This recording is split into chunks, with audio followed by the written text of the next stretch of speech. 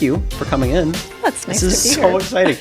We were joking, like, we've worked together for, I don't know, how many years did we decide? 15? Yeah, I 15 think so. years. And this is literally the second time we've ever met. Yeah. But how many thousands of times that you've gone out to our clients and helped them out in staging their home. Yeah. Right. So your company is Simply Staged.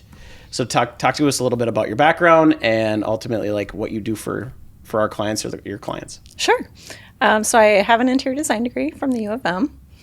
Did that for a while, and then when my kids were little, I wanted to be home a little bit more, so I started working in a real estate office. Eventually got my license and was showing some houses, and I was kind of shocked at how people showed their houses. And this was way before, the Instagram worthiness of today's society, so people just didn't know as much about staging back then. And there were only a handful of stagers here in the Twin Cities. So my husband and I started a staging business, and it's just grown and grown since. And that was 20 years ago. Gosh, it's crazy. It's been that long. Is there something, because people have to live in their homes, right? The purpose is to live. So when I go out there on a listing appointment and we have to start talking about making this a retail product, right? It's kind of hard to go switch from I raise my kids here, put my Christmas tree, and I've collected all this stuff, right? To the overwhelmingness that is getting it ready for sale. Absolutely. Right? And so I always talk you up significantly and say, we're going to help. We're going to take, hold your hand. We're going to walk through everything. But tell us a little bit about when you're in the home process and how you make it easy for the client. Yeah, I always I have the clients walk me around the house first before I give any advice. Like, I just want to see their house. I want to talk to them. And I want to learn about them because selling a house is very emotional, and it comes with a lot of other things too, like, a spouse that passed away, or they're selling their parents' home, or they're too big for the house and they have a lot of kids, and it's just overwhelming to think about moving. So I try to be cognizant of what they're going through, and I do kind of shape my report for them based on that. Like, if I feel they're going to be overwhelmed by doing too much, I pare it down. But then there's other people that want to do every little thing. So I get very, very detailed for them. So I do try to be cognizant of what they're going through. Sure. Well, we know that staged homes sell quicker and they sell for more money. And you do have the ability to bring staging furniture into the home, but that's not common. Usually we're just going to use what's there. Absolutely. Correct? Yeah, I always try to use what they have, because a lot of times people they're looking at their stuff just in a very utilitarian way, and they don't always think about how it can be used differently. Like, I'll move a chair from here to there, or just hanging different artwork, adding some throw pillows to a worn out sofa. I mean, just little things can make a really big impact. So I don't go into a house and say, you need to get rid of everything and we need to put all new furniture in here, because there are lots of really good ways to make their house shine without doing that. Yeah, and I would say you're very delicate. You do a good job, really good job, because you said, we talked about is a lot of people are very terrified to have you come out to their house. Yeah. Like, you're going to be very judgy, and you're going to tell me all the bad things I did and how my house is never going to sell, and I don't know what they think this worst case scenario is, but they always leave and they say, what did they say? Yeah, a lot of people, as I'm finishing up, they're like, this wasn't as bad as I thought. I thought you were going to be really critical of everything, and I really try not to be. Yeah, and I mean, I don't know, everyone's different, but I would say most people are a couple strong weekends away from a sellable house. Absolutely. And a more retail. So what are some of the top tips going into a home that you kind of focus on or that you recommend?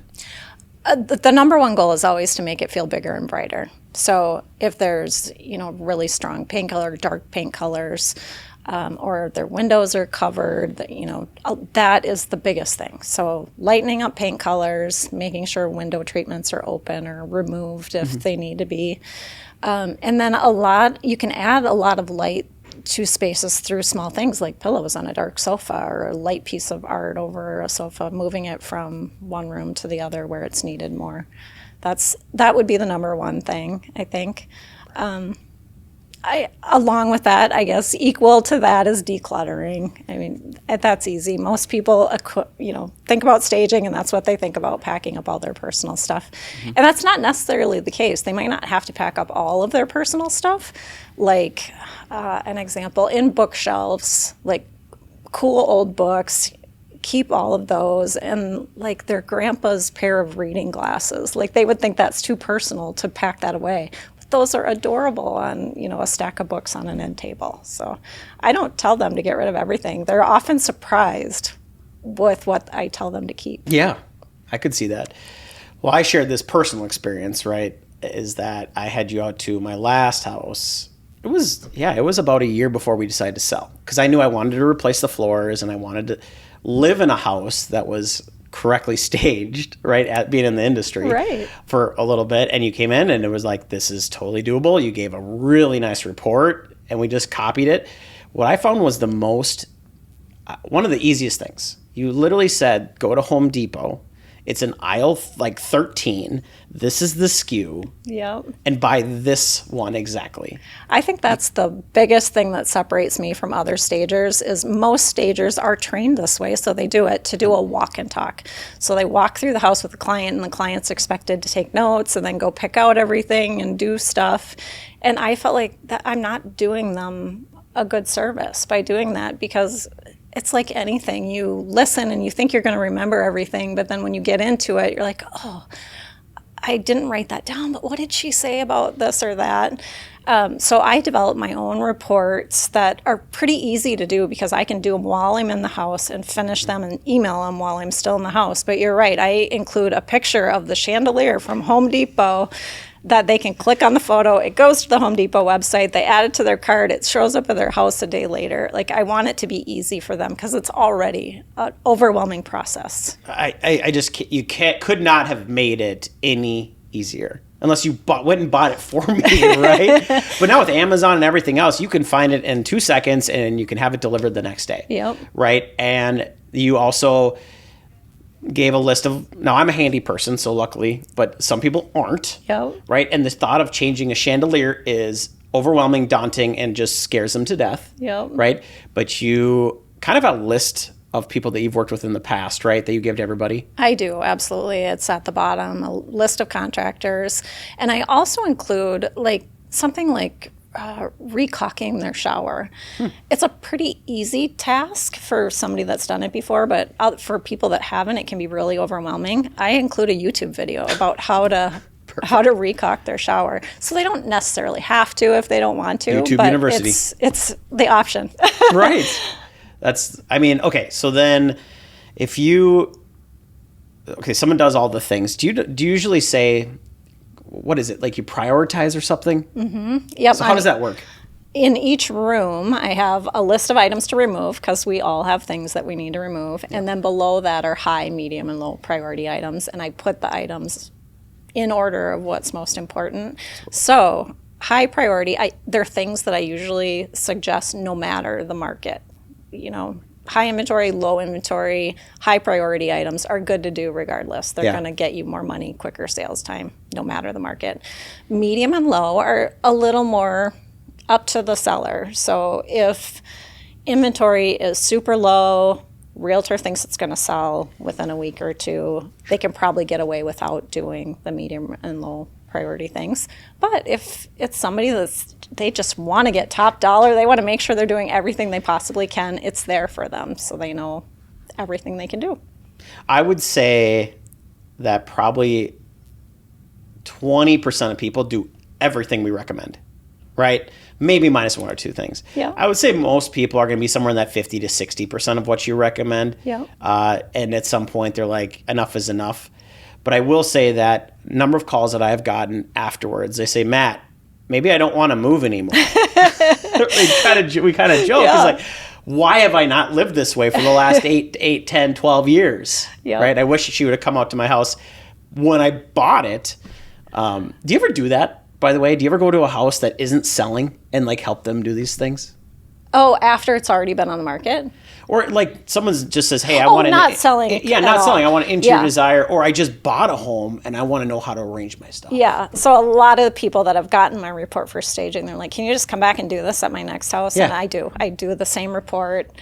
A little bit different, because I'm looking at how they're living there versus how they're selling. But a little practical approach versus a retail needing to sell approach. Yeah. Okay. So what does declutter mean to you from a staging interior designer standpoint? Because that is a word that's thrown around a lot by real estate agents and by sellers and by buyers. Yeah. What does it mean to you?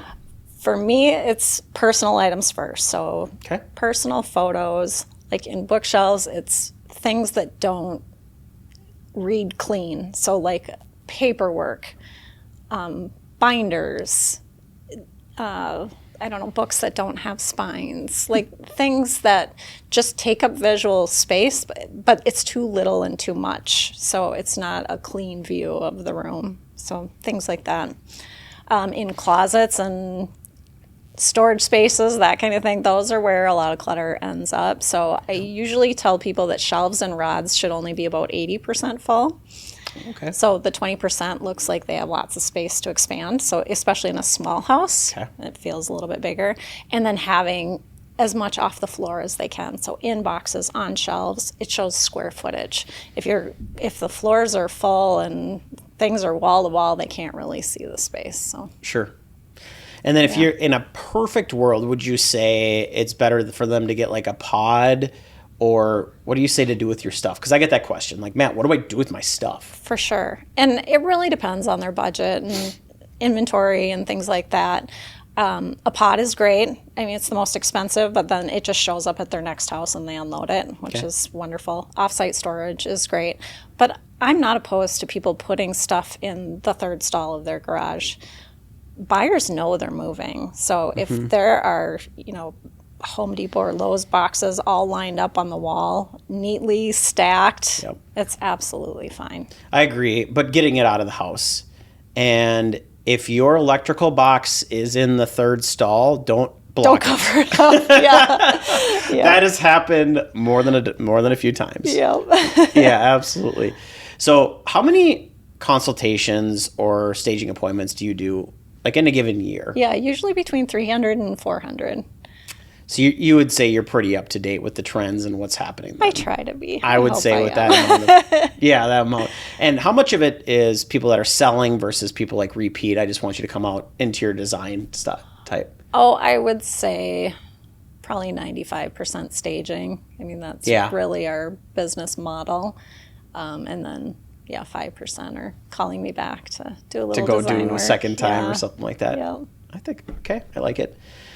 So what is important from your vantage point, and why is it important for staging on a home versus, the agent that comes out there and tells them to do a couple of things, and maybe they are up to date with interior design, or maybe that agent knows, a couple things. Yeah. Right. Why would you say your services are better or equal to?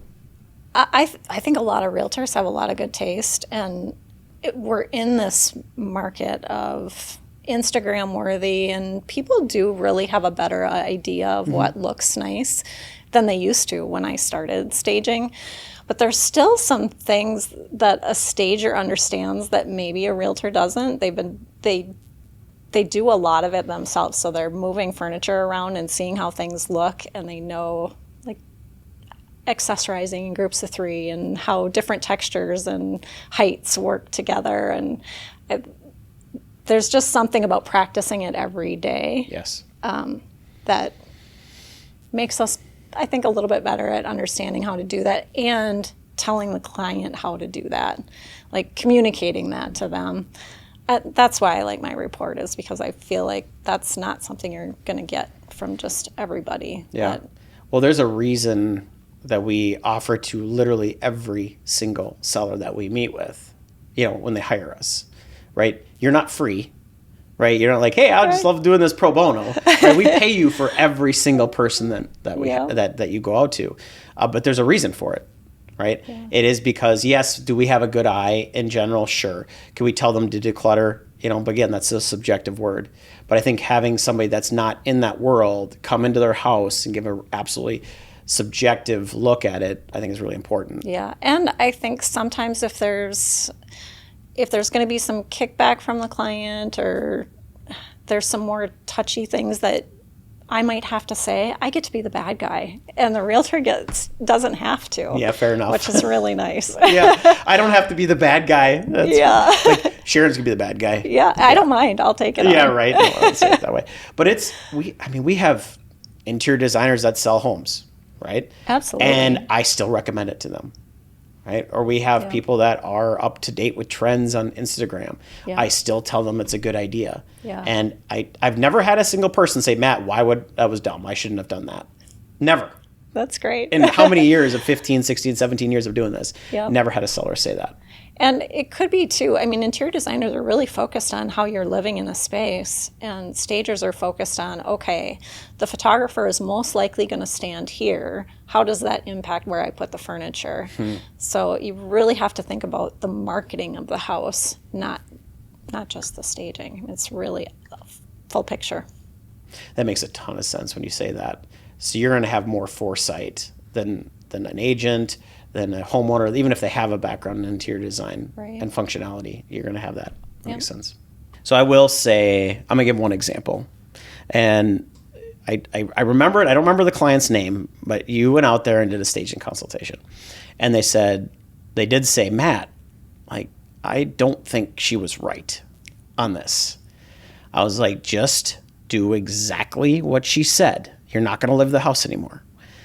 They push back again. Matt, I just don't think this makes any sense. I was like, I understand, but you're not going to live in the house anymore. Just do exactly what she said to do. Okay, reluctantly. And they called me, not even 15 minutes later, like, she was right. Oh, I love it. 100%. She's like, I could have story after story about that. Yeah. Like, she was 100% right. I love those kind of stories. Oh, where can somebody find your services if they wanted to find you, of whether they're looking to sell or whether they want to just have you out to tell them how to arrange their house? Yeah, sure. Simplystaged.net. Simplystaged.net. And I could say there is archive after picture of before and after, and it's very clear that you know what you're doing. Yeah. Everybody loves a good before and after, especially in their own house. That's true. We should ask, can we copy those things for our social media? Can we just copy it? No, but thank you for coming. Simplystaged.net. Sharon, thank you. Yeah, thank you. It's a pleasure doing business with your team.